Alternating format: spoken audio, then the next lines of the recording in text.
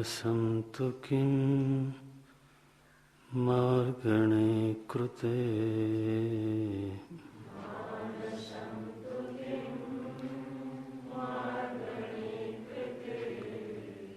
मानसं तु किं मार्गणे कृते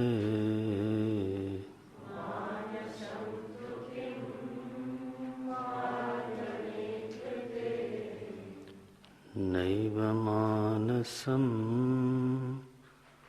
मार्गार्जवात्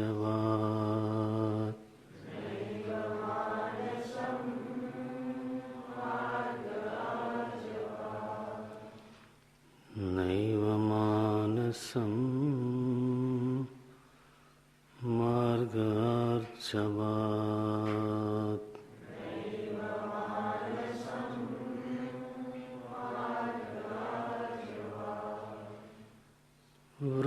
वृत्तयस्त्वहं वृत्तिमाश्रिताः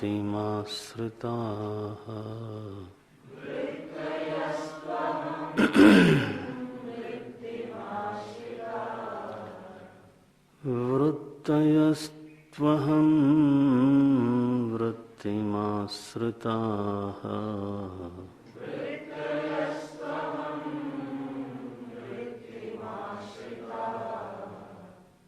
वृत्तयो मनो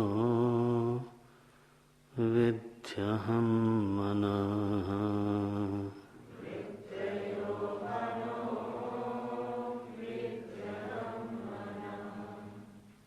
वृत्तयो मनो विद्यहं मनः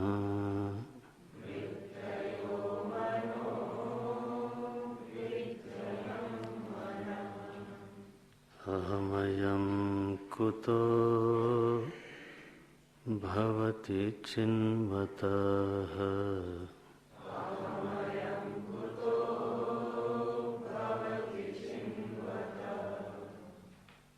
अहमयं कुतो भवति चिन्वतः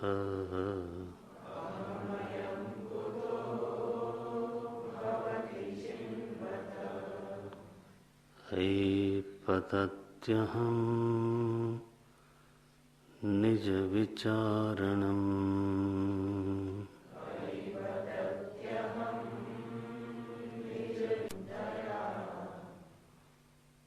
स्फुरति हृत्स्वयं परमपूर्णसत्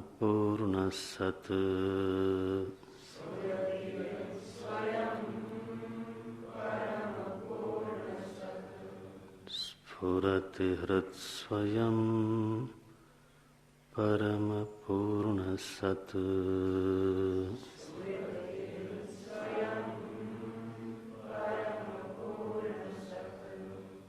इदमहं पदाभिख्यमन्वहम्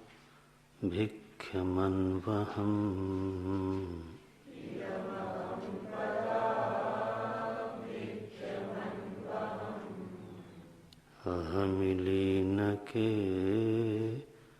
प्यलयसत्तया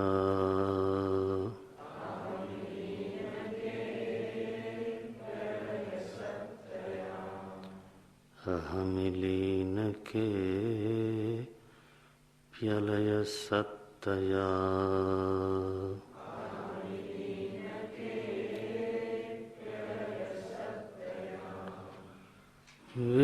विग्रहेन्द्रिय प्राणधि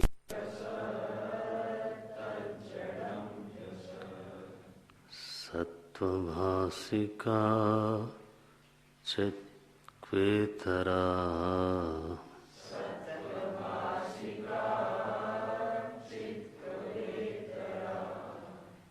चित्क्वेतरा सत्तया हि चेत् चित्तया ह्यहम्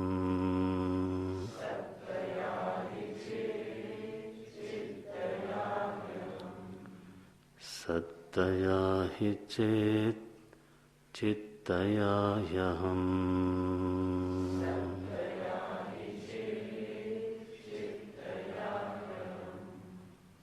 चित्तया ह्यहम्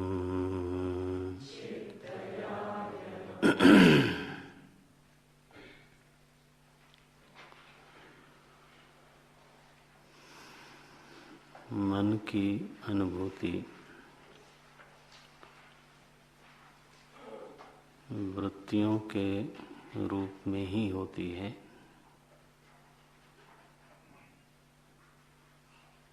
जब वृत्तियां होती हैं तभी ऐसा अनुभव होता है कि हमारे पास मन नाम की कोई चीज है।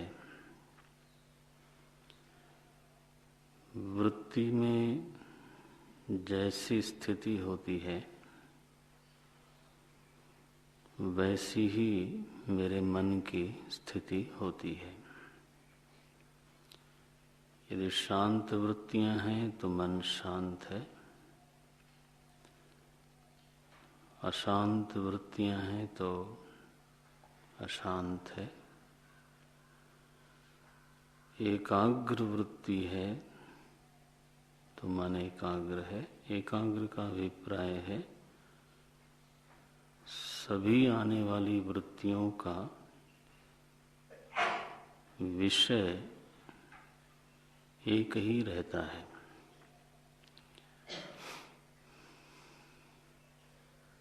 वृत्तियां बदल रही हैं लेकिन वृत्तियों का विषय नहीं बदलता।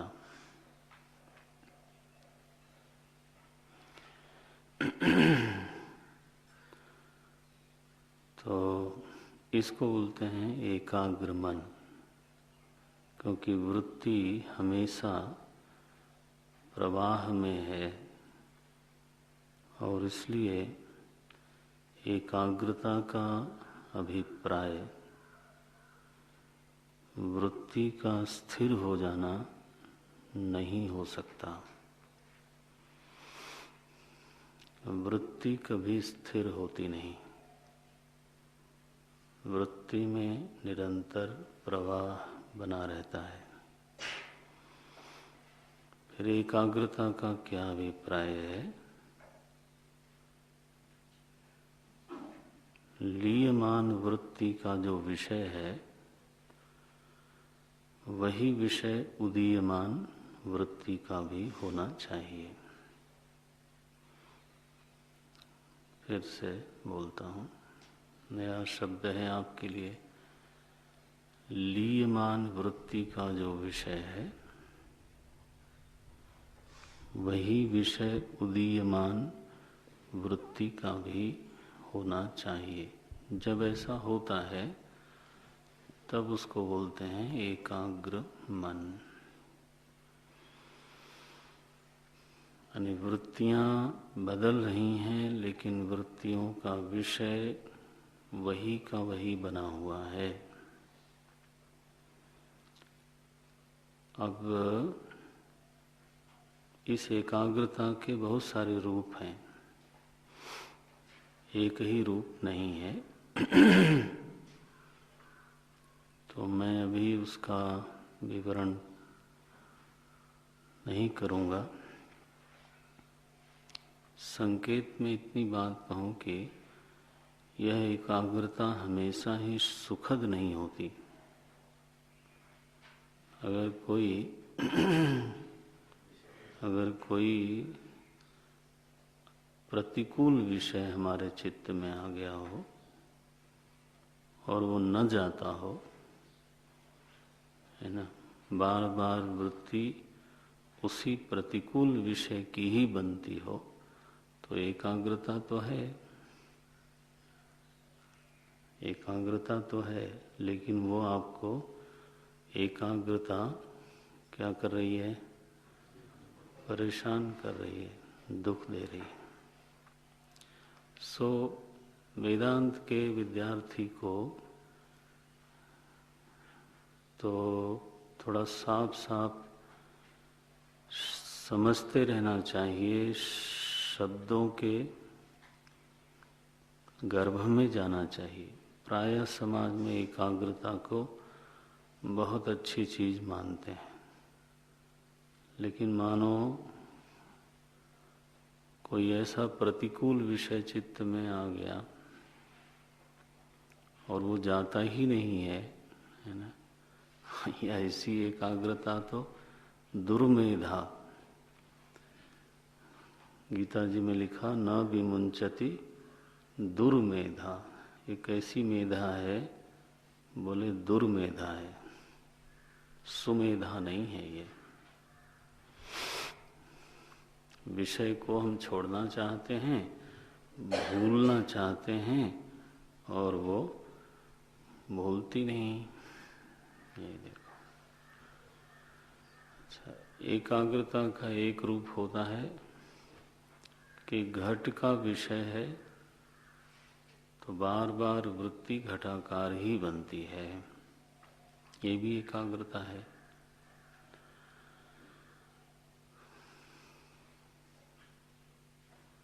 एकाग्रता का एक रूप ये होता है कि वृत्ति का विषय घट है, लेकिन वृत्ति में घट का केवल आकार नहीं है, बल्कि घट के बारे में अलग अलग पहलू को लेकर के चिंतन हो रहा है। तो विषय तो एक ही है, विषय क्या हुआ? घट हुआ, लेकिन चिंतन में पहलू अनेक हो गए। घट किससे बना, किसने बनाया, निमित्त कारण क्या है, साधारण कारण क्या है, उपादान कारण क्या है, ये व्यावहारिक है कि प्रातीतिक है, और कैसे बनाया जा सकता है। माने उसमें तो अनेक आयामों का चिंतन हो सकता है, लेकिन वो सारे आयाम किसके हैं? घट के हैं। इसलिए वह चित्त अनेकाग्र नहीं कहलाएगा। चित्त एकाग्र है, फिर भी वृत्तियों के विषय अनेक हैं। अब ये एक निराली स्थिति है। यही जो स्थिति है, इसको हम चिंतन की स्थिति बोलते हैं। जो एकाग्रता केवल एक विषय को पकड़ करके स्थिर हो जाती है, तो वह चिंतन की स्थिति नहीं है। घटाकार वृत्ति, घटाकार वृत्ति, घटाकार वृत्ति, बार बार वही वृत्ति अगर बनती है तो इसमें घट के बारे में कोई चिंतन नहीं हुआ। चिंतन नहीं हुआ, इसलिए घट के बारे में कोई जानकारी नहीं बढ़ी, हमको कोई रोशनी नहीं मिली। हम इस बात को नहीं समझ पाए कि आखिर घट चीज क्या है। तो बहुत सारे साधक ऐसी एकाग्रता में ही संतुष्ट हैं। घटाकार वृत्ति उठे, वही फिर घटाकार वृत्ति फिर उठे। इसको बोलते हैं धारणा। अगर हम बहुत पॉजिटिव होकर के शब्द दें तो इसका नाम पड़ेगा धारणा, ध्यान नहीं। देशबंधः चित्तस्य धारणा, एक देश में चित्त को बांध लिया, इसको बोलते हैं धारणा। और ध्यान किसको बोलेंगे? ध्येय चिंतायाम। ध्यान बोलते हैं चिंतन को। उसमें इस तरह की एकाग्रता वांछित नहीं है, बल्कि एक ही विषय के भिन्न भिन्न आयामों के ऊपर चिंतन वांछित है। उस चिंतन से अज्ञान मिटता है, उस चिंतन से जानकारी बढ़ती है, उस चिंतन से उस विषय के बारे में जो आवरण है वो आवरण भंग होता है। जैसे मानो स्थूल शरीर को लेकर के ध्यान किया, धारणा नहीं, क्या ध्यान किया। अब अलग पहलू, कैसे बना, क्यों बना, इसका उपादान कारण क्या है, निमित्त कारण क्या है, साधारण कारण क्या है, इसकी उपयोगिता क्या है, इत्यादि इत्यादि इत्यादि। जब बहुत विशेष गंभीर कोई चिंतन करे तो अब ये स्थूल शरीर के ऊपर धारणा नहीं है, क्या है, ध्यान हो गया। देखो, क्योंकि आवरण फट रहे हैं, पता चलता है, रोशनी बढ़ती है। रोशनी माने ये ट्यूबलाइट वाली नहीं, ज्ञान का प्रकाश बढ़ता है। क्योंकि प्रकाश कहने पर कई बार लोगों को एक ही अर्थ समझ में आता है। जो कई बार लोगों को भीतर प्रकाश इत्यादि दिखता है तो उसकी बात हम नहीं कह रहे हैं। उस प्रकाश के दिखने में तो बहुत सारे कारण हैं। ज़्यादातर तो जो बाहर हमने प्रकाश देखा होता है उसी प्रकाश के संस्कार का स्फुरण होता है। वो प्रकाश की स्मृति मात्र है, दर्शन नहीं है। जैसे बाहर मित्र को देखा और आंख बंद करने पर भी मित्र का स्फुरण हो गया, तो अब वो मित्र दर्शन कह सकते हो, लेकिन वास्तव में क्या है, मित्र स्मृति है। क्यों? क्योंकि वो संस्कारजन्य है। इसी तरह से बाहर सूर्य का प्रकाश देखा, दीपक का प्रकाश देखा, उसका संस्कार बना हुआ है। और ध्यान काल में इत्यादि उस समय वही संस्कार, चूंकि हम इच्छा लेके बैठे कि ऐसा कोई प्रकाश दिखे, तो ऐसी इच्छा लेके बैठे तो दिखा, तो संतुष्टि हुई, अच्छी बात है। संतुष्टि क्यों हुई?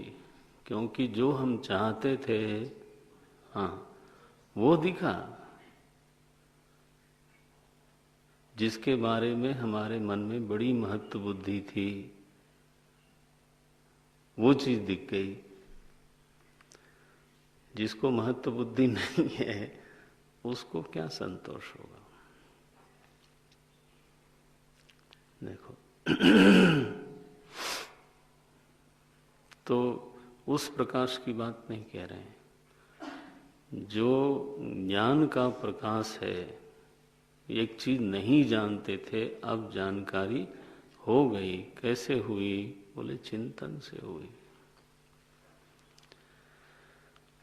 तो ध्यान को बोलते हैं तत्र प्रत्येकतानता ध्यानम। योग दर्शन में ध्यान की परिभाषा आई, तत्र प्रत्येकतानता ध्यानम। धारणा जो है वो गूंगी बहरी एकाग्रता है, कुछ बोलती नहीं, कुछ सुनती नहीं। एक ही विषय लीन होता है, वही विषय उठता है ऐसे। लेकिन ध्यान की स्थिति में कोई प्रवेश करे तो फिर आयाम खुलने चाहिए, चिंतन होना चाहिए।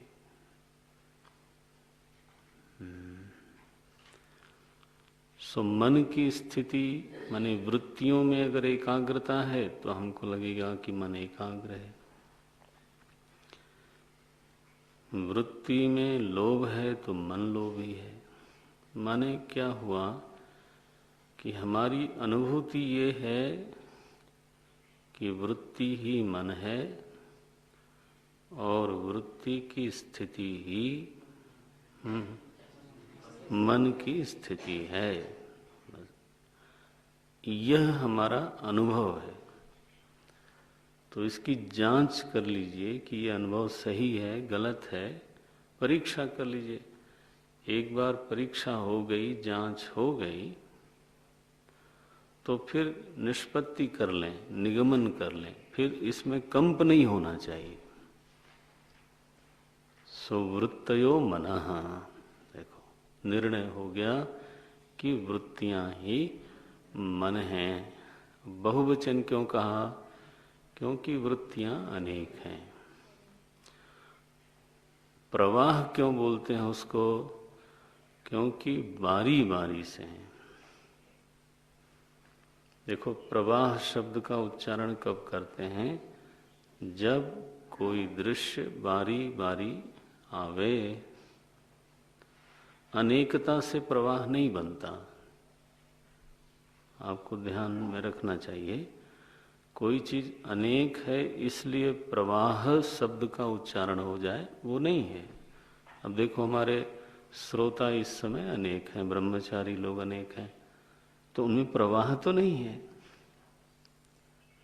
लेकिन मानो पंक्तिबद्ध होकर के, है ना, निर्गमन कर रहे हैं वो लोग, और बड़ी देर तक एक व्यक्ति दूर से देख रहा हो, तो वो क्या बोलेगा? जैसे जन प्रवाह हो, ऐसा बोलते हैं। लोग आ रहे हों, जा रहे हों, तो सैलाब बोलते हैं लोग कई बार। जन सैलाब है। प्रवाह किस, जल स्थिर हो जाए तो प्रवाह नहीं है। लेकिन हमारे सामने जल राशि बारी बारी आवे तो प्रवाह हो गया। तो इन शब्दों का मर्म पहचानना चाहिए।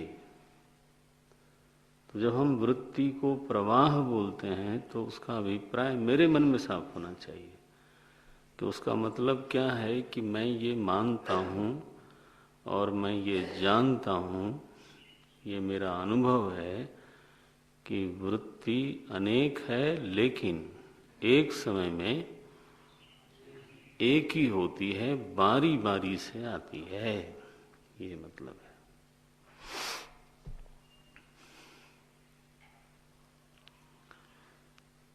ठीक हो गया। दूसरी बात, एक समय में एक ही वृत्ति होती है, यह निश्चित होना चाहिए। इसकी जांच कर लीजिए, परीक्षा कर लीजिए, अनुभव कर लीजिए और निर्णय पर पहुंचिए। इस विषय में कहीं विचलन नहीं होना चाहिए। जो भी निर्णय हो फिर वो निर्णय हो। तो एक समय में एक ही वृत्ति होती है। भ्रम कब होता है? जब एक समय में एक वृत्ति में अनेक विषय होते हैं। सुवृत्ति एक विषया भी हो सकती है और अनेक विषया भी हो सकती है। वृत्ति के लिए यह बाध्यता नहीं है कि एक वृत्ति में एक ही विषय होवे। अंतर जगत की चीजें हैं और इनको ध्यान से जब तक कोई निहारे नहीं, पहचाने नहीं, तो पकड़ में नहीं आती। ध्यान ही नहीं जाता। जाए और फिर अलग अलग पहलू पे विचार होवे, तो ये तो प्रत्यक्ष है, अंतः प्रत्यक्ष है। सो अनेक विषय का, अनेक विषयावृत्ति हो सकती है। इतनी बात तो हो गई। अब कहते हैं कि ये जो वृत्तियां हैं ना, ये सारी की सारी वृत्तियां अहम वृत्ति पर आश्रित हैं। श्लोक देखिए, श्लोक देखिए। आपको श्लोक आना चाहिए। व्याख्या श्लोक की हो रही है। मैं कोई स्वतंत्र विषय लेकर के उस पर भाषण नहीं दे रहा हूँ। ये तो श्लोक भूलना नहीं चाहिए। बल्कि मैंने कहा था, श्लोक याद रहें तो चिंतन में बहुत मदद मिलती है। वो कोई हमारे लाभ के लिए मैं आपको नहीं बोलता हूँ। आपको लाभ होगा, आप अनुसंधानी बनोगे तो आपको लाभ होगा। क्योंकि वो जिन शब्दों के ऊपर चिंतन होना है वो शब्द आपको हमेशा प्राप्त हैं, मन में ही प्राप्त हैं। तो ये रटंत विद्या की बात नहीं कर रहे हैं हम, चिंतन की एक पद्धति है। आपके पास शब्द ही उपलब्ध न हो तो चिंतन क्या करोगे? तो वृत्तयस्तु अहम वृत्तिम आश्रिता। अब ये बहुत बड़ा एक वक्तव्य है कि वृत्तियां सारी की सारी अहम वृत्ति पर आश्रित हैं। इसका मतलब क्या हुआ कि वृत्तियों में दो विभाग हैं। एक है अहम वृत्ति, दूसरी है इदम वृत्ति।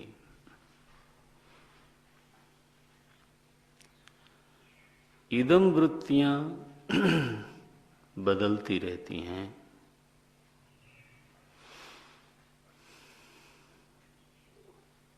अहम वृत्ति का जो विषय है वो एक ही रहता है, और वो विषय क्या है? अहम। हाँ, दैट्स गुड। ये नहीं कि अहम वृत्ति स्थिर है, अहम वृत्ति का स्वभाव नहीं है स्थिर होना। वृत्ति में प्रवाह हमेशा होगा, लेकिन थोड़ा कम करेंगे, थोड़ा। वृत्ति में प्रवाह अवश्य होगा, चाहे वो अहम वृत्ति हो चाहे वो इदम वृत्ति हो, लेकिन स्थिरता क्यों लगती है? क्योंकि विषय स्थिर है। लीयमान वृत्ति में भी अहम था, फिर उदीयमान वृत्ति में भी अहम है, फिर वो लीन होगी तो आगे भी जो वृत्ति आएगी उसमें भी अहम होगा। तो विषय साम्य के कारण वृत्ति में स्थिरता का भ्रम होता है। चलो, भान की बजाय एक ऐसी स्थिति है जैसे दीपक की लौ एक ही रूप की बनी रहती है, तो हमको कदाचित लगता है कि ये वही लौ है। स्थिति क्या है? क्षण प्रध्वंसी है। क्षण क्षण में वो लौ ध्वंस को प्राप्त हो रही है। इसको बोलते हैं क्षण प्रध्वंसी। क्षण क्षण में वह जो दीपक की लौ है वो प्रध्वंस को प्राप्त होती है, नष्ट हो रही है ना। अग्नि सामान्य में समाई जा रही है, तेल जला जा रहा है, लेकिन हमको कैसा लगता है? हमको लगता है वही है। हमको लगता है प्रकाश स्थिर है, उसमें हम किताब पढ़ते हैं। किताब पढ़ते हैं तो स्थिर प्रकाश में पढ़ते हैं, लेकिन प्रकाश स्थिर है क्या? जब प्रकाश का पुंज ही प्रवाही है, हाँ, तो उससे निकलने वाला जो प्रकाश है वो भी प्रवाही है, लेकिन अंतराल की अनुभूति नहीं होने के कारण हाँ, बिल्कुल लगता है प्रकाश स्थिर है, हम किताब पढ़ रहे हैं। ऐसी अद्भुत स्थिति बाहर होती है तो ऐसी अद्भुत स्थिति भीतर भी होती है। अद्भुत है मामला। सो ये अहम वृत्ति स्थिरवत है, स्थिर नहीं है। क्या है? स्थिरवत है। स्थिरता का उसमें विभ्रम होता है।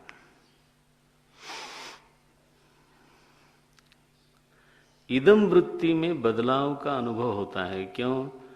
क्योंकि विषय बदल रहे हैं। कभी घट है, कभी पट है, कभी पुष्प है, कभी कुछ है, कभी कुछ है।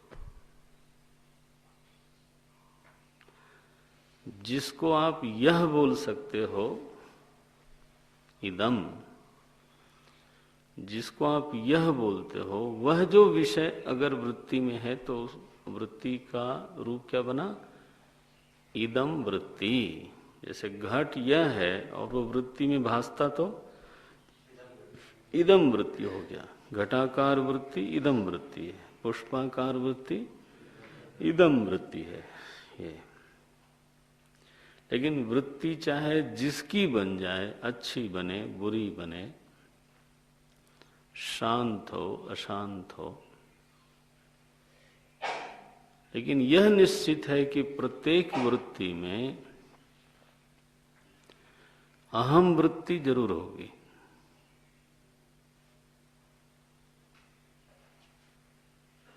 जांचो, अनुभव करो। शास्त्रीय रीति यही है कि जांचते रहना चाहिए। उद्देश्य, लक्षण,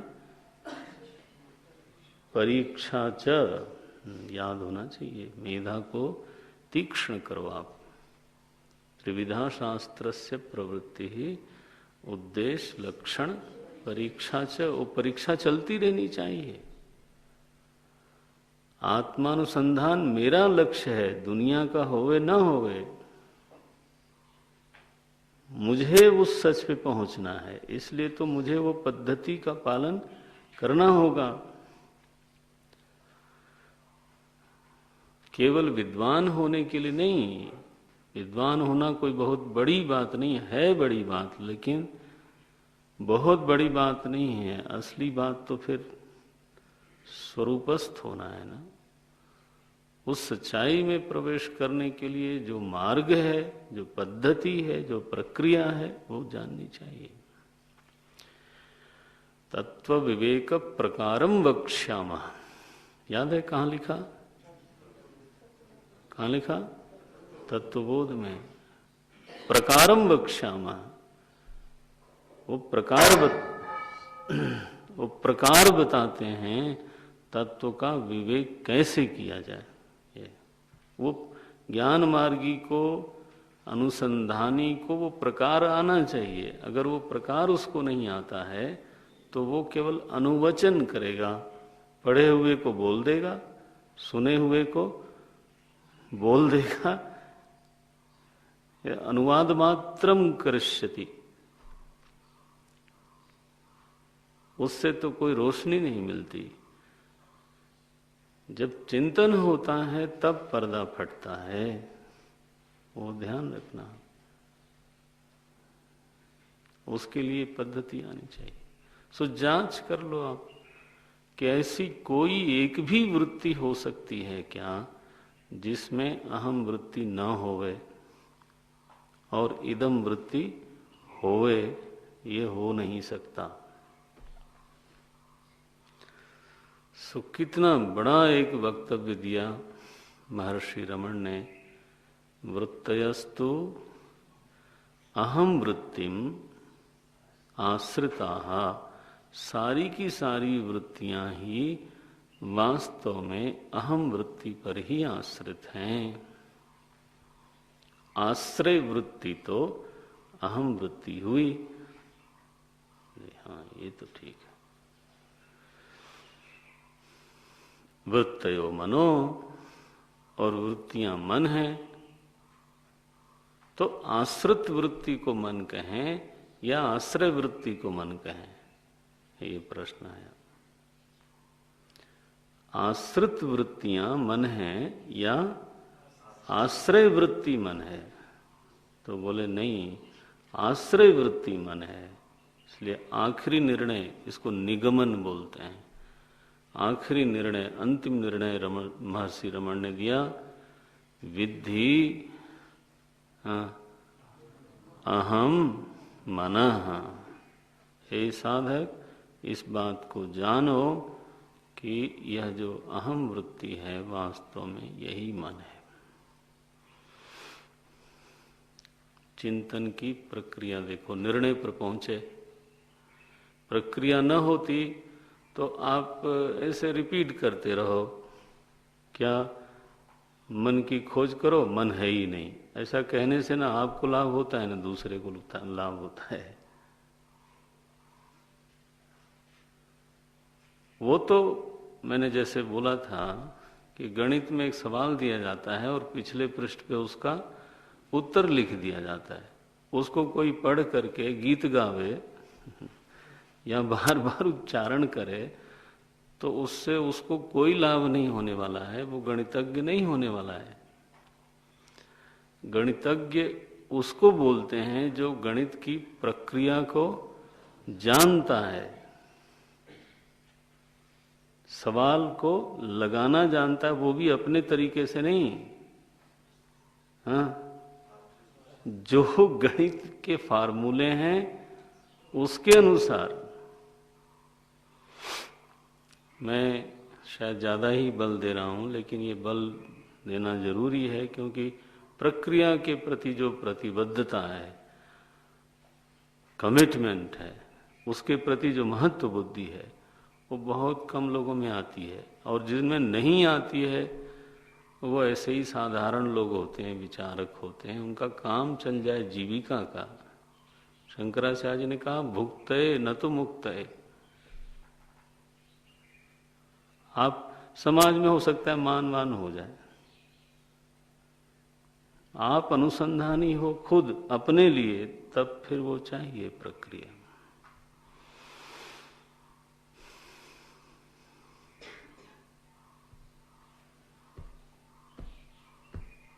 अब निगमन किया कैसे करना, कैसे इस निर्णय तक पहुंचना।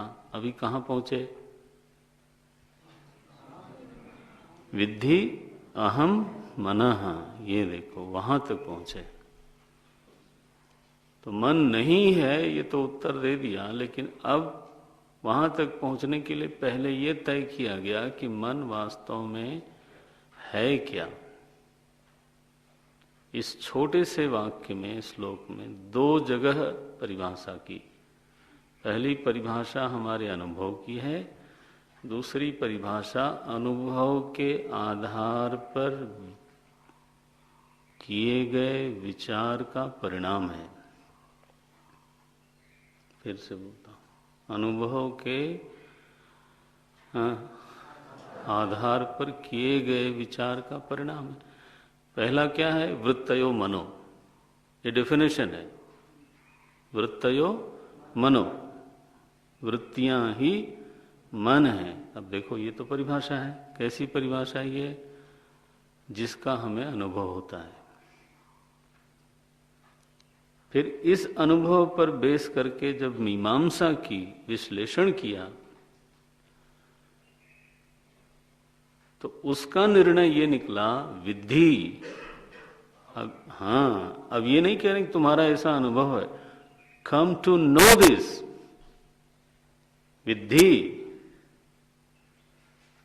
माने तब तक विचार करते रहो जब तक इस निर्णय पर तुम न पहुंच जाओ। विद्धि, please come to know this, please come to realize this. ये मध्यम पुरुष की लोट लकार की क्रिया है। त्वम विद्धि, तुम जानो इसको। क्या जानो? अहम मनः। अरे भाई, आश्रय वृत्ति तो अहम वृत्ति है, तो वास्तव में वही मन है। बोले हो।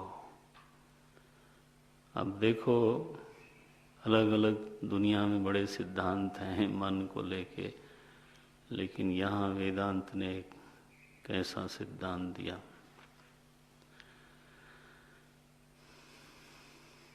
एक प्रश्न है इसमें,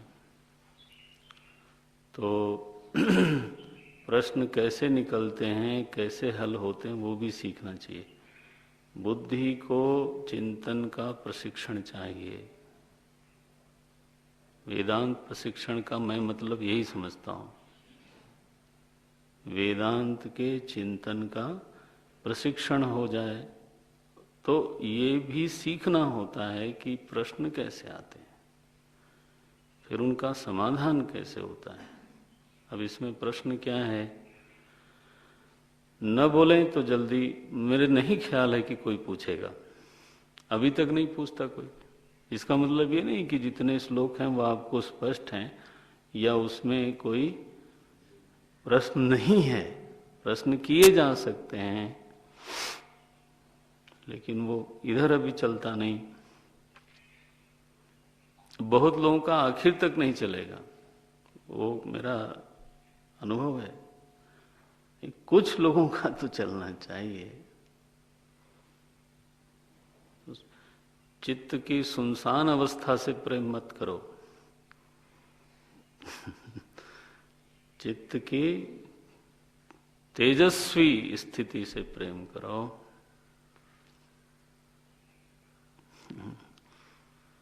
अच्छा भाई, क्या प्रश्न है कि अहम को वृत्ति क्यों कहा जा रहा है?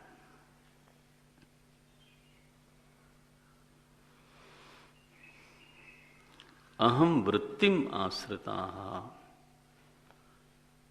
अहम को वृत्ति क्यों कहा जा रहा है? वृत्ति का स्वभाव क्या है? वृत्ति का लक्षण क्या है? वर्तनम, वो तो व्यवहार वाली चीज है, आती है फिर जाती है फिर आती है। माने वृत्ति एक ऐसी चीज है जो क्रियात्मक है। क्रिया का मतलब क्या होता है? जैसे बोलना एक व्यवहार है, तो आरंभ होगा और अंत भी होगा। कोई भी क्रिया का आरंभ है और अंत है ये। तो जब वर्तनम वृत्ति ही, वर्तन को वृत्ति कहते हैं, तो अहम वृत्ति में प्रवाह है, उदय है, अस्त है, ऐसा हमको लगता नहीं। हमको लगता है जब से जगे हैं तब से मैं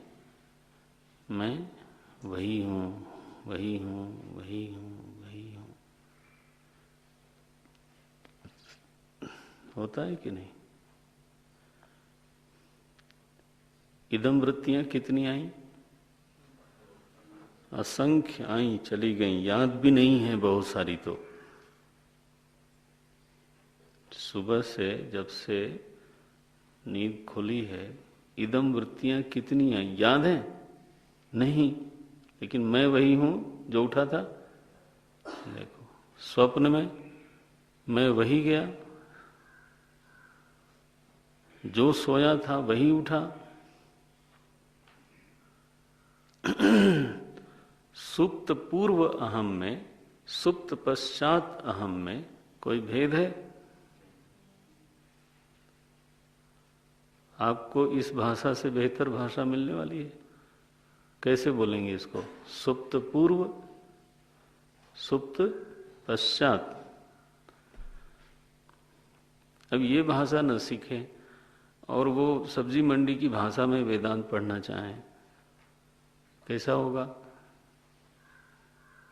पारिभाषिक शब्द आने चाहिए। ये समझ में आया? सुप्त पूर्व, सोने के पहले। कितना बोलना पड़ा? सोने के पहले जो मैं था, फिर मैं सोया, फिर सोने के उठने के बाद जो मैं हूं, ये दोनों मैं। अनुभव क्या है आपका? मैं वही हूं जो सोया था। ये तो अहम का सातत्य अनुभव में आता है।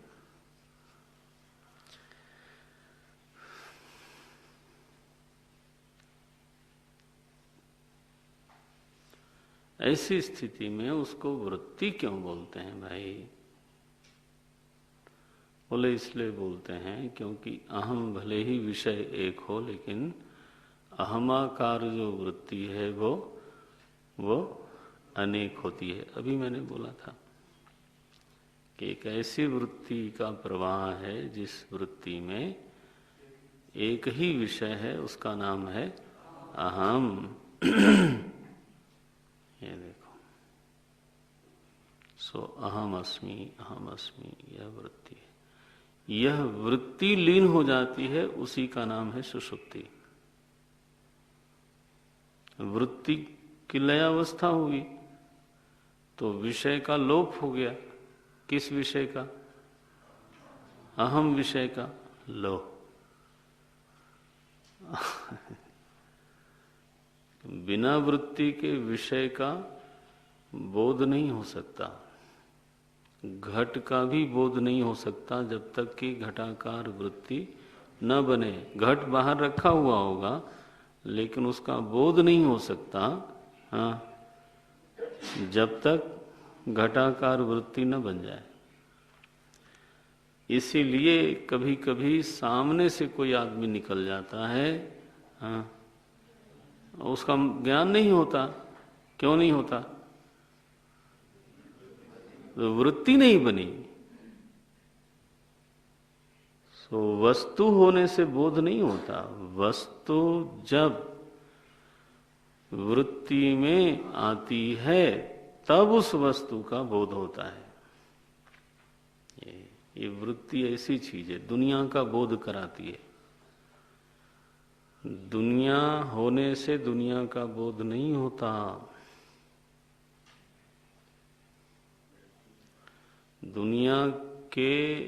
दुनिया को जब वृत्ति अपना विषय बनाती है ना, तब उसका बोध होता है। और उल्टा भी है, दुनिया न भी हो और अगर वृत्ति बन जाए तो बोध हो जाएगा। देखो, आखिर स्मृति में बोध होता है। विषय सामने न होवे, वृत्ति में आ गया, हो गया,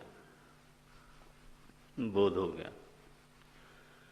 ऐसी एक निराली वस्तु है वृत्ति, हमारे साथ लगी हुई है, लगी हुई है, लगी हुई, बस पिंड नहीं छोड़ती महाराज, चलती रहती है, चलती रहती है।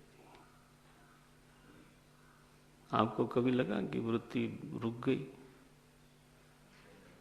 कभी लग नहीं सकता। अरे साधारण लोग ध्यान भी नहीं देते कि वृत्ति का प्रवाह चल रहा है।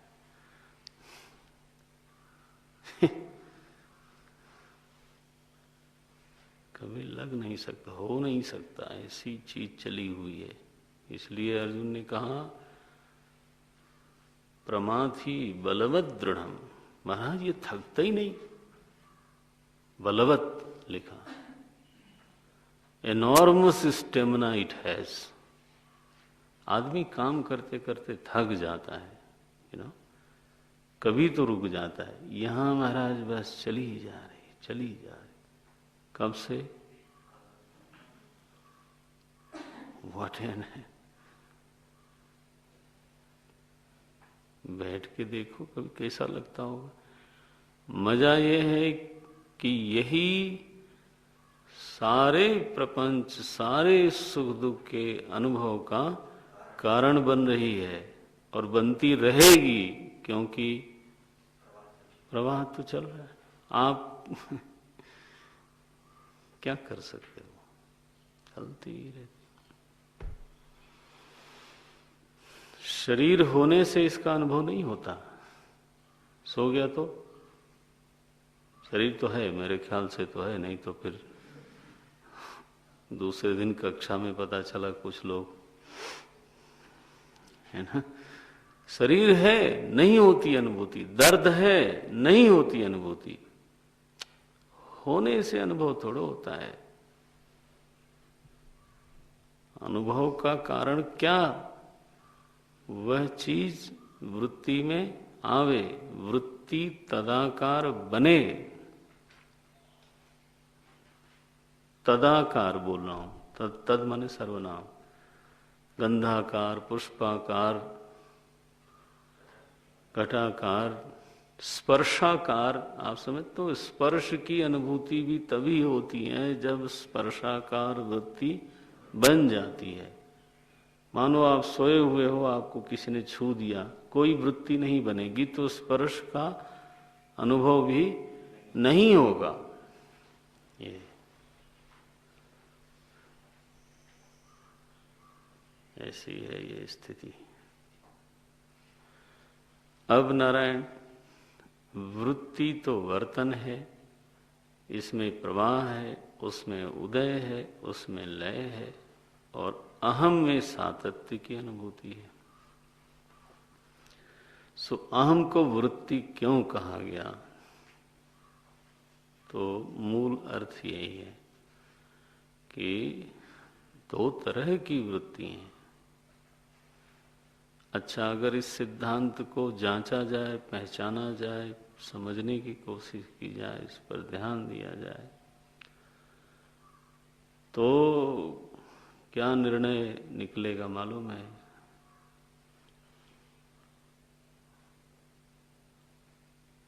क्या निर्णय निकला? अहम भी सतत नहीं है। लो,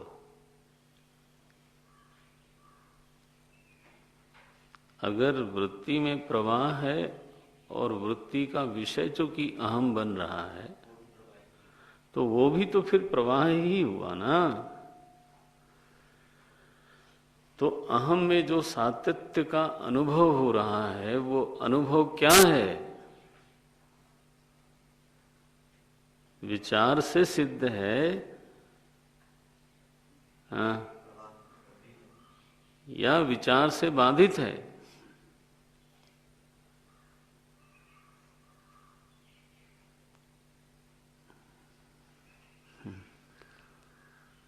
जी,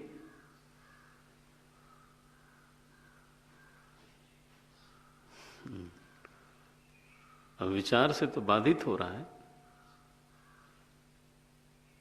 अहम का सातत्य बोध, अहम में सातत्य की जो अनुभूति है,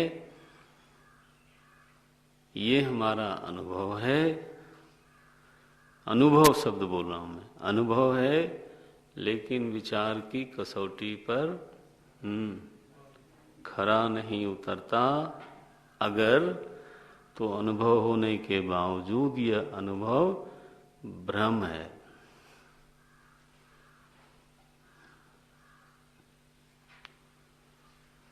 ठीक है भाई, जो विचार से बाधित हो जाए उसको क्या बोलेंगे?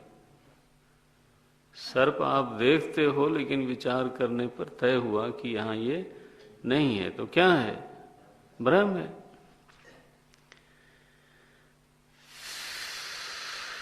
नारायण, अहम को ही मार दिया इन्होंने तो। गया। तो इस अहम का जो सुख दुख है, उसका क्या होगा फिर?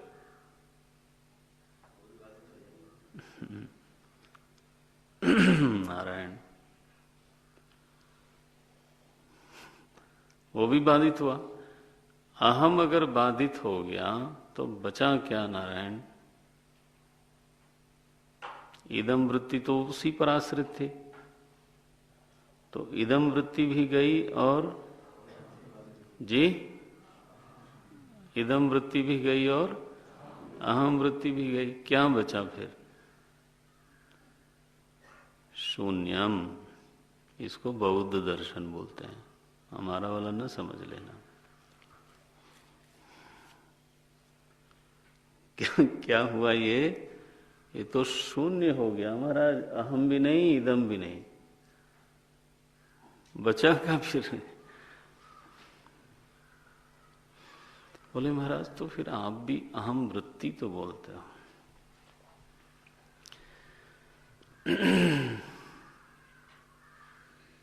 इस अहम वृत्ति का विश्लेषण करना चाहिए। अहमयम कुतो भवति? रमण महर्षि का प्रश्न क्या है? बोले अयम अहम। अयम शब्द देखना, छूटना नहीं चाहिए। क्या शब्द बोलते हैं?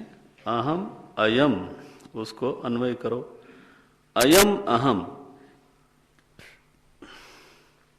कुतो भवति? अयम माने, अयम माने, सभी लोग नहीं बोल रहे हैं, शंका है किसी को। अयम माने यह अहम। यह अहम माने क्या?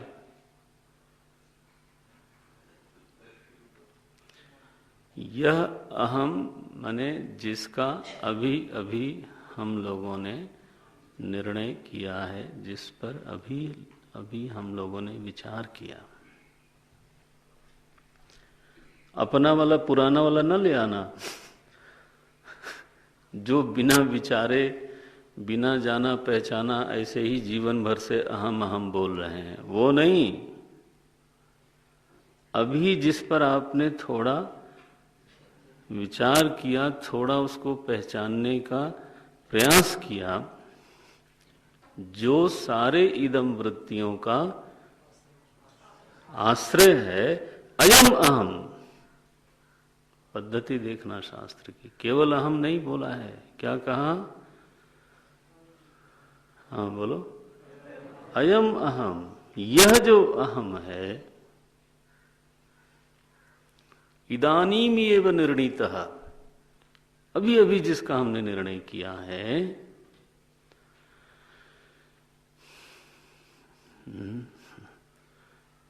अहम अयम अहम कुतो भवति। अब आपके विचार का केंद्र ये होना चाहिए कि ये कहाँ से आया है, क्या है ये सतत है या प्रवाही है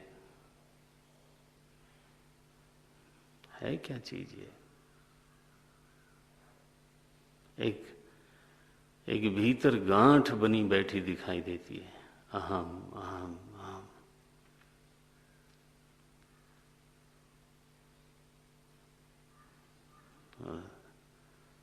निरंतर ही एक नाद बज रहा हो भीतर, है ना, अहम अहम अहम, बस चलता रहता सारा व्यवहार।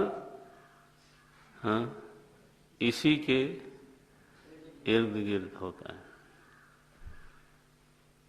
क्या है ये?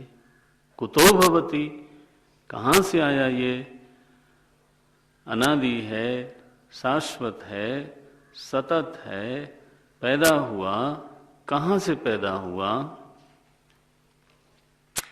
क्या है इसका स्वरूप?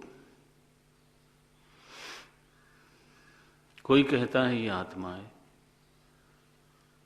कोई कहता है ये ब्रह्म है, कोई कहता है ये तो विचार से बाधित हो गया। ऐसा सुना है, सुना है। तुम क्या बोलते हो? बोले हम भी दोहराएंगे। बहुत सारे हमारे मित्र लोग, माने हम लोग साधक लोग, फिर हम लोग भी वैसे ही बोलना शुरू कर देते हैं। करपात्री जी महाराज जो है, एक बड़ा हम साधकों को थप्पड़ लगाते थे, चोट लगाते थे। करपात्री जी महाराज का नाम कभी सुना कि नहीं? बहुत बड़े विद्वान इस शताब्दी के हुए, वेदांत के महापुरुष। काशी में सभी लोग उनको अपने गुरु के रूप में मानते थे, शंकरावतार बोलते थे महाराज। ऐसी ऐसी विभूतियां आती हैं। महाराज जी, स्वामी अखंडानंद जी महाराज बोलते हैं कि करपात्री जी महाराज अगर मेरे प्रवचन की प्रशंसा कर देते थे किसी दिन, तो मैं उस दिन 7वें आसमान पर होता था। इतना आदर था महाराज जी को। ऐसी विभूति। वेदार्थ पारिजात लिखा उन्होंने संस्कृत में। इस शताब्दी में संस्कृत में लिखने वाले थोड़े से, उनमें से वो इतनी मोटी मोटी 2 वॉल्यूम में किताब लिखी, इतनी बड़ी। वेदांत पे नहीं, किस पर? वेद के ऊपर लिखा, वेदार्थ पारिजातः। मेरे पास है, मेरी लाइब्रेरी में, आपके लिए नहीं है, आप छू भी नहीं सकते, बट द पॉइंट इज कि ऐसे विद्वान हुए। तो वो क्या बोलते थे कि आत्मा, ब्रह्म, ये कई बार हम लोग शब्द जब बिना विचारे बोलते रहते हैं, दोहराते रहते हैं। अब ये थोड़ा ग्राम्य दोष वाला दृष्टांत है। ग्राम्य दोष माने इसमें थोड़ा रफनेस है, विभत्स है वो। तो बोले छोटे बच्चे ना 5 साल के गांव में कुसंगति में पढ़ के बड़ी बड़ी गालियां देते हैं, 2-2 किलो की गालियां देते हैं। गालियों का उनको कोई मतलब नहीं समझ में आता, है ना। वो जानते नहीं कि हमने क्या बोला। वो माँ के सामने भी बोलेंगे, बहन के सामने भी बोलेंगे, बाप के सामने भी बोलेंगे। अगर उनको उसका बाद में पता चले कि वो क्या बोल रहे हैं तो बोल न पावे।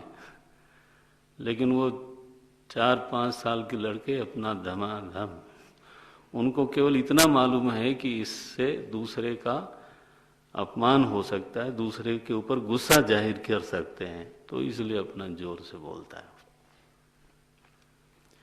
अर्थ बोध के बिना गाली का जैसे उच्चारण बच्चा करता है,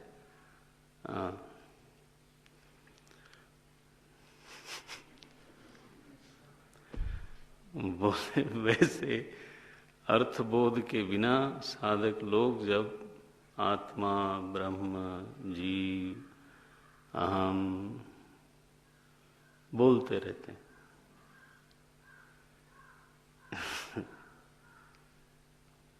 हम सब लोग अहम बोलते हैं कि नहीं बोलते हैं?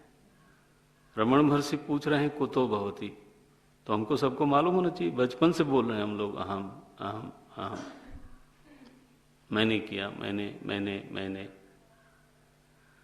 आखिर कोई अपरिचित चीज तो नहीं हमारे लिए। फिर वो पूछ रहे हैं कुतो भवति, तो पता ही नहीं है कहाँ किसका बेटा है ये। अहम अयम कुतो भवति, क्या है ये चीज? नारायण।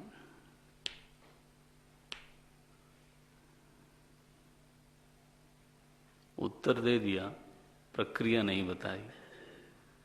अहमयम कुतो भवति इति चिन्वतः। बोले अगर इस पर आप अपने पूरे विचार को केंद्रित करोगे,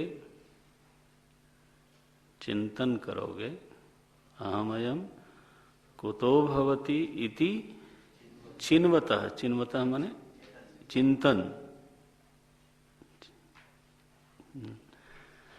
अगर चिंतन करते रहोगे इस पर तो क्या होगा?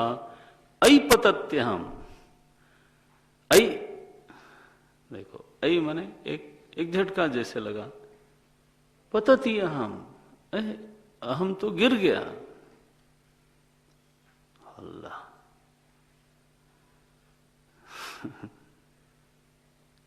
अहम गिर गया। ऐ पतति अहम, पतत्यहम, कौन सी संधि हुई? यण एकदम आना चाहिए।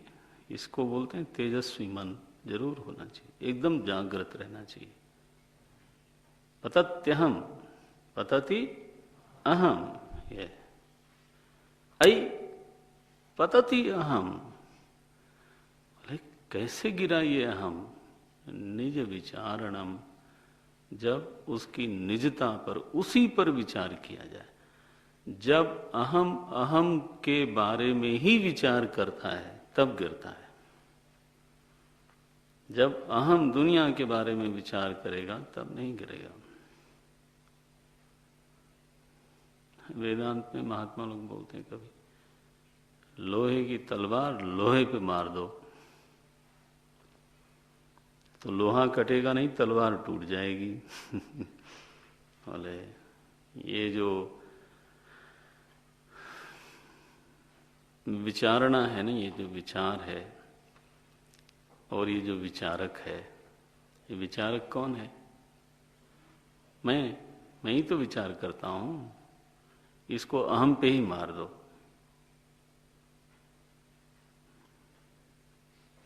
विचारक को विचारक के ऊपर ही विचार करने के लिए बोलो। कौन विचार कर रहा है कौन ये? कैसे आया, कहां से आया, कब आया, कितना बड़ा है, इसका स्वरूप क्या है? बार बार जब इस पर विचार होए तो ये गिर जाएगा। पतति माने नष्ट हो जाएगा। अच्छा, अगर अहम वृत्ति नष्ट हुई माने आश्रय वृत्ति का नाश हुआ। तो आश्रय वृत्ति गिर गई, हाँ, तो आश्रित वृत्ति भी गिरी, तो दोनों गए, दोनों गए, दोनों गए, तो नैव मानसम बना कि नहीं बना? है नहीं बना कि नहीं बना? देखो, तो उत्तर क्या दिया था? मानसम तो याद नहीं है ना आपको, इसलिए एकदम देखना पड़ता है। मानसम तो किम मार्गणे कहते, नैव मानसम। तो नैव मानसम कैसे हुआ? ऐसे हुआ, जब तक क्या निर्णय निकला, जब तक अहम वृत्ति गिरती नहीं है किसी साधक के भीतर, तब तक उसका मनोनाश नहीं हो सकता, यह अर्थ हुआ। तो नैव मानसम का अभिप्राय ये निकला कि कोई साधक विचार करते करते करते इस निर्णय में पहुंच गया कि इदम वृत्तियां तो सोचने के ज्यादा काबिल ही नहीं है, वो तो आती जाती हैं। रही अहम वृत्ति, उस अहम वृत्ति पर ही उसने बहुत विचार किया, निर्णय निकला अहम वृत्ति कहीं से आ जा नहीं सकती, है नहीं, ये एक मिथ्यानुभूति है। अहमानुभूति क्या है? मिथ्यानुभूति है। ओम नारायण। शरीरानुभूति नहीं बोल रहे हैं,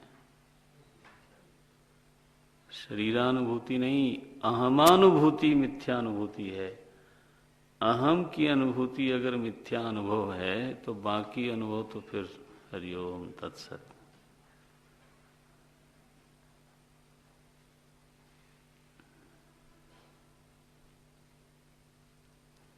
नारायण।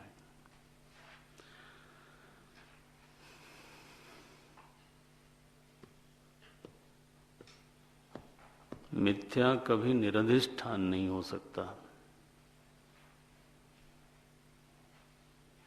ये बात हमने पहले भी बोली है। मिथ्या कभी भी निरधिष्ठान नहीं हो सकता। निरधिष्ठान माने बिना अधिष्ठान के। सर्प दर्शन बिना रज्जु के नहीं हो सकता, नीलिमा दर्शन बिना आकाश के नहीं हो सकता। एक भी ऐसा दृष्टांत कोई भी नहीं दिखा सकता जिसमें अधिष्ठान के बिना कोई मिथ्या अनुभव या मिथ्या दर्शन हुआ हो। एक भी चुनौती है। भगवान शंकराचार्य जी ने बौद्ध विद्वानों को यही समझाया कि आप जो दुनिया को मिथ्या बोलते हो वो सही है, हम भी मानते हैं। आप जो अहम वृत्ति को मिथ्या बोलते हो सही है, हम भी मानते हैं, लेकिन फिर आखिर इस मिथ्यानुभूति का अधिष्ठान क्या है? इदम वृत्ति भी मिथ्या हुई, अहम वृत्ति भी मिथ्या हुई, तो निर्णय आपका जो निकल रहा है कि शून्य बचा, अनस्तित्ववादी निरात्मवादी हो गए आप। न इदम न अहम, और ठीक है, गलत थोड़ो है, मैं भी कहाँ मना करता हूं, लेकिन जो भी मिथ्या दर्शन है, मिथ्यानुभूति है, उसका कोई न कोई अधिष्ठान होता है। कोई भी तर्क रचना बिना दृष्टांत के नहीं होती। आप पढ़ोगे धीरे धीरे तब समझ में आएगा। तर्क रचना के लिए व्याप्ति चाहिए। व्याप्ति माने, बोला था मैंने किसी दिन, हैं? व्याप्ति माने साधारण भाषा में क्या बोलते हैं उसको? जोर से बोलो। संबंध ज्ञान, संबंध ग्रह, संबंध का ग्रहण करना। संबंध कहाँ देखा? संबंध का ग्रहण कहाँ हुआ? प्रत्यक्ष में। संबंध को कहीं देखा ही नहीं तो व्याप्ति ज्ञान नहीं होगा। व्याप्ति ज्ञान नहीं होगा तो तर्क की रचना नहीं हो सकती। जैसे आपने जोर से कहा कि चूंकि वहां धुआं दिखता है इसलिए वहां अग्नि है, इसलिए जो शब्द आप लगा रहे हो, क्यों बोलते हो वहां अग्नि है? बोले क्योंकि धुआं दिखता है। तो ये जो आपने तर्क दिया धुएं का, किसकी सिद्धि के लिए? अग्नि का। तो वो तर्क कब बना? जब धुएं और अग्नि का संबंध ग्रहण किया है। कहां ग्रहण किया? प्रत्यक्ष में। संबंध का ग्रहण होए नहीं तो व्याप्ति बनेगी नहीं, व्याप्ति बनेगी नहीं तो तर्क की रचना हो नहीं सकती। ये तर्क फार्मूलेबाजी नहीं है। हमारे यहाँ पंचांग जो तर्क होता है उसमें मैंने बोला था प्रतिज्ञा, हेतु, दृष्टांत, उपनय और निगमन। उसमें दृष्टांत इज ए मस्ट।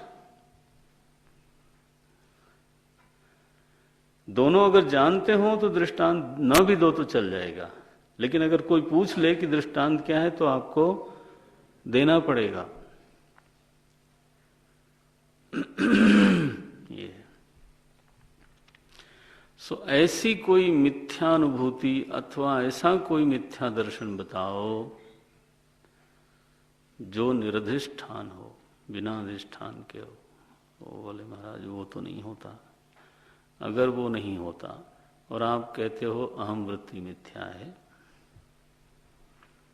तो उसका अधिष्ठान क्या हुआ? ये तो बताना पड़ेगा।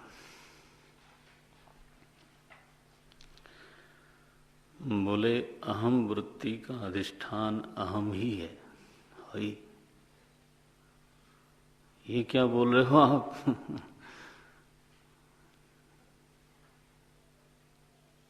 अहम वृत्ति का अधिष्ठान अहम ही है। मिथ्या के मिथ्या सिद्ध हो जाने पर क्या बचता है? अधिष्ठान बचता है। ठीक है ना? अगले श्लोक का अनुवाद कर देता हूं। बोले अहम नाश भाजी, ये भी अणसंधि ही है।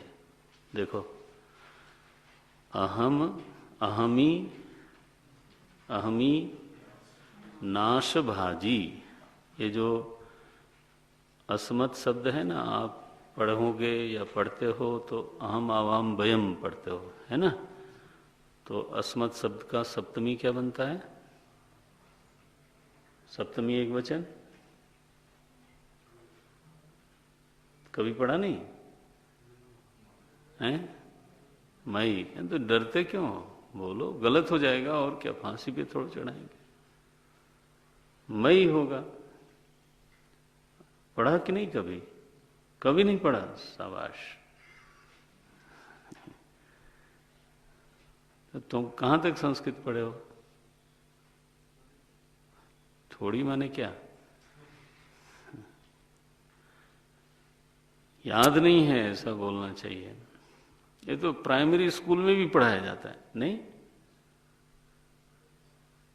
अहम आवाम वयम तो पढ़ाई जा।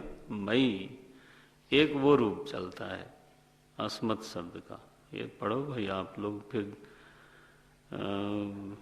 हमारे विचार प्रवाह में बाधा डालते हो। वो लगता है ये लोग बताने लायक भी हैं कि नहीं, ऐसे ऐसे मन में आने लगती है बातें। फिर आप लोग सजग रहो तो कुछ, नहीं तो फिर वो स्फुरित होना बंद हो जाता है। मई, अस्मत् का सप्तमी बना मई। और एक पाणिनि व्याकरण के पहले का एक व्याकरण है जो अहम को तो पूरा एक शब्द लेके चलाते हैं, अहमह शब्द बोलते हैं। उनका सप्तमी है अहमी। ये देखो, ये पाणिनि व्याकरण के अनुसार ये शब्द बन नहीं सकता। अहमी कभी पढ़ा? पूरे जाके देखना अपने व्याकरण किताब में, अस्मत् शब्द में कहां आता है अहमी। क्या शब्द है यहां पर? क्या शब्द लिखा है? अहमी। ये देखो, सती सप्तमी का प्रयोग है। अहमी नाश भाजी सती। अहम के नाश का भाजन हो जाने पर, यह अर्थ बना। भाजी माने भाजन, भाजन, नाश का पात्र हो जाने पर। अहम के नाश का भाजन हो जाने पर अहमी नाश भाजी। फिर क्या होता है? बोले अधिष्ठान का स्फुरण होता है। वो अधिष्ठान क्या है? अहम अहम तया परम पूर्ण सत। ग्रंथ देखो, अहम अहम तया परम पूर्ण सत स्फुरति। कुत्र स्फुरति? हृत, हृदय स्थले। देखो अन्वय अब आपको लिखना पड़ेगा। एक श्लोक होता है, फिर आपको अन्वय करने आना चाहिए। अन्वय नहीं करना आता है तो नहीं आता है, आप नहीं जानते, केवल आपने नीचे लिखा हुआ अनुवाद देख लिया, पदक ज्ञान नहीं है। कैसा बोलेंगे? अहमी नाश भाजी सती परम पूर्ण सत अहम अहम तया स्फुरति। कुत्र स्फुरति? हृत। कथम स्फुरति? स्वयं स्फुरति। ये कैसा सुंदर शब्द लिखा, स्फुरति हृत स्वयं। अहम के नष्ट हो जाने, माने अहम वृत्ति के नष्ट हो जाने पर परम पूर्ण सत वस्तु स्वयं ही हृदय में स्फुरित होती है। किस रूप में स्फुरित होती है? अहम अहम तया। अरे बोले ये तो मर गया था अहम। बोले वो मिथ्या अहमानुभूति मरी थी, लेकिन उस मिथ्या अहम की अनुभूति के नीचे उसके अधिष्ठान में कौन है? पूर्ण अहम है, वो स्फुरित होता है। सो क्या निर्णय दिया कि अहमानुभूति एक मिथ्या है और अहमानुभूति एक सत्य भी है। कल देखेंगे चर्चा। आप लोग इस पर मनन करो, अगर कर सकते हो तो मंथन करो।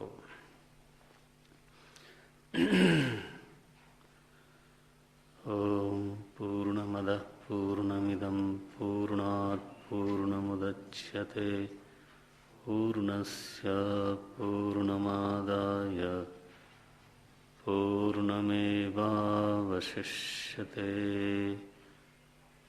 ओम शांति शांति शांति। हरि ओम श्री गुरुभ्यो नमः। हरि ओम।